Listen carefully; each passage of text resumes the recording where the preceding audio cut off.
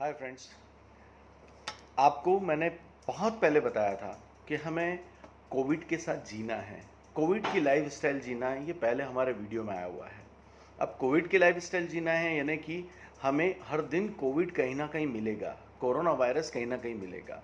दोस्तों, मैं आपको ये बताना चाहूँगा, हमें सावधान रहना है, डरना नहीं है, मगर सावधानी प्रॉपर रखनी है। अब होता क्या है कि घर से बाहर ही ना निकलो तो वो तो पॉसिबल ही नहीं है। तो घर से बाहर यंगस्टर्स को निकलना चाहिए, जो काम धंधे वाले हैं, बिजनेस वाले, वो निकलें। अननेसेसरी अनावश्यक सबको क्यों निकलना घर के बाहर।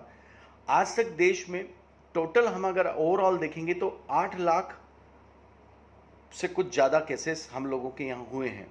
अब 8 लाख से ज़्यादा केसेस ओवरऑल हुए हैं इंडिया में, जिसमें से 5,15,000 रिकवर्ड हो गए, ठीक हो गए, और मात्र 22,000 और कुछ लोगों की मॉर्टेलिटी हुई है, कुछ डेथ्स हुई है। अगर देखा जाए परसेंटेज वाइज तो 1-8%, 2%। लेकिन ये जो 2-3% मॉर्टेलिटी है, ये किनकी हो रही है? अगर उसमें हम देखेंगे तो उनकी ज़्यादा मौत हो रही है जो गंभीर रोग से ग्रसित थे या उनकी एज ज़्यादा थी। अब हमें यहाँ पर वर्क करना पड़ेगा कि जो गंभीर रोगी हैं और जिनकी एज ज़्यादा है, उनको घर से ना निकलने दें, उनको मैक्सिमम घर पे स्टे कराएं। रही बात फिर भी इन्फेक्शन होता है तो दिल्ली जैसे प्रदेश में होम आइसोलेशन हुआ है। मैं ये नहीं कहता कि दूसरी जगह पे होम आइसोलेशन हो, लेकिन होम आइसोलेशन में कितने लोगों ठीक हो रहे हैं और कितने एक्सपायर हुए हैं, इसका भी आंकड़ा जल्द आना चाहिए। उससे फ़ायदा क्या है? अगर मान लीजिए उसका बेटर परफॉर्मेंस आता है, बेटर रिजल्ट्स आते हैं अपेक्षाकृत जो अभी चल रहा है, तो home isolation is better than routine isolation.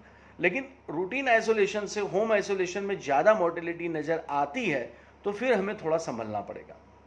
साथ ही में अभी देखा जाए तो 3 जगह लोगों को हो रहा है, शारीरिक, मानसिक और आर्थिक, ये 3 नुकसान हो रहे हैं। तो शारीरिक नुकसान के लिए योग प्राणायाम रेगुलर करें। आप योग प्राणायाम अच्छे से करें, आधा घंटा रोजीना करें, और साथ में अपने शरीर की इम्यूनिटी बढ़ाने के लिए vitamin C supplement, zinc supplement ये लीजिए, साथ में काढ़ा लीजिए, आर्सेनिकल 30 में लीजिए, और जो प्रोटोकॉल है जो पूरे देश में बताया जा रहा है वो लीजिए, तब शारीरिक नुकसान से बचेंगे। मेंटल तो उन्हें होता है जो किसी से प्यार नहीं करते।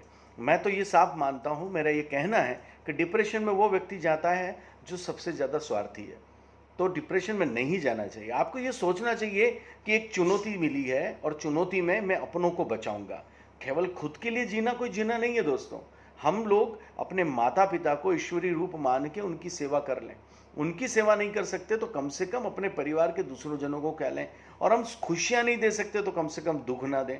दुख देने का कारण वही बनता है जब आप अपने परिवार के लोगों को साथ में नहीं लेते और उनका ऐसा काम करते जिनसे वो दुखी हो जाए। तो कम से कम इतनी मेहरबानी आपको कर देना चाहिए कि उनको नुकसान ना हो मानसिक रूप से। तो क्या हो गया? पहला आपने शरीर अच्छा कर लिया, दूसरा ऐसा कोई काम नहीं किया जो नेगेटिव है, तो मेंटल स्ट्रेसेस बढ़िया रहा। अब आर्थिक नुकसान की बात करते हैं दोस्तों, तो इसमें केवल ये चीज़ है कि हमें अनावश्यक चीज़ों को खरीदना नहीं चाहिए, अनावश्यक खर्चे बंद करना चाहिए। 2 वक्त की रोटी अच्छे से भगवान देगा, 100% देगा। और हमारे देश में अभी तक कोई ऐसा नहीं हो रहा है जो भूखा मर रहा है। हमारी सरकार ने, हमारे प्रशासन ने बहुत अच्छा काम किया है, तो हम लोगों को सहयोग करना चाहिए। हमें बहुत सी ऐसी सामाजिक संस्थाएं और राजनीतिक पार्टी भूल जाएं, अभी कांग्रेस बीजेपी को मिलकर ये लड़ाई लड़नी चाहिए और साथ में सामाजिक संस्थाओं को लड़नी चाहिए।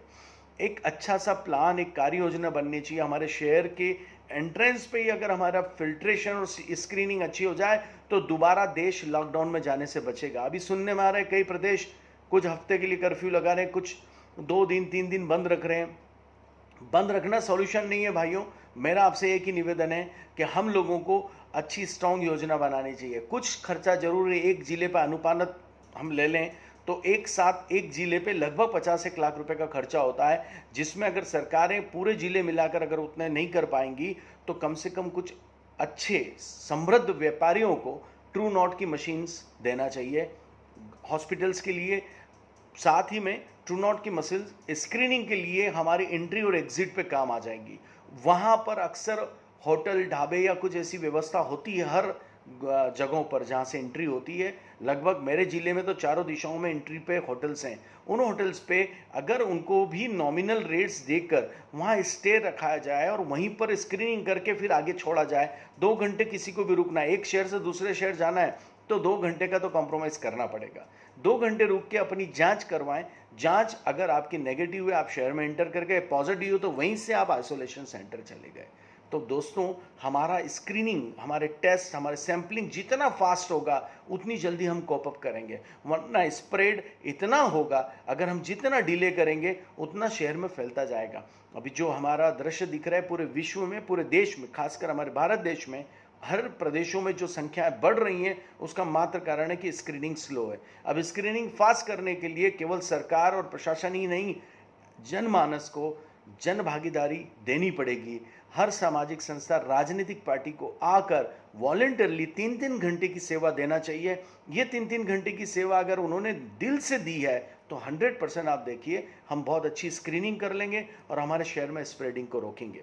साथ ही में हम लोग ये भी करें कि हमारे यहाँ पर योग और इम्यूनिटी बढ़ाने की जो तरीके हैं उसको घर घर कैसे हुआ जाए, इसके लिए बहुत आवश्यक होगा कि हर एक घर में एक व्यक्ति को अब कोविड से लड़ाई लड़ने का प्रोटोकॉल मैनेजर बना देना चाहिए। वो सब कुछ देखे और सबसे कराए और उसको अनुसरण सबको करना चाहिए। अभी तो बात ये हो गई है कि घर वालों का ही कहना लोग नहीं मानते हैं, और नहीं मानते हैं पता लगता है जो आज आपके सामने हैं, जिसका आज आप कहना नहीं मान रहे हो, वो हमारे घर के बड़े बुजुर्ग हैं, हमारे माता पिता हैं या हमारे दादा दादी हैं, और उनका कहना हम नहीं मान रहे हैं। और कुछ समय ऐसा आता है कि वो हमसे बिछड़ गए, चले गए, ऊपर चले गए, भगवान ने बुला लिया उनको अपने पास, फिर आप पछताओगे। तो मेरी बात मान लीजिए, एक अच्छे से योजनाबद्ध तरीके से अपने काम को करिए और स्क्रीनिंग सेंटर हमारे हर जिलों में बढ़ जाने चाहिए। जितना हम एंट्री एग्जिट पे विशेष ध्यान दे दें, एंट्री एग्जिट पे अगर हमने स्क्रीनिंग कर लिया ना दोस्त, तो हम अपने देश को बचा लेंगे। जय हिंद, जय भारत, भारत माता की जय।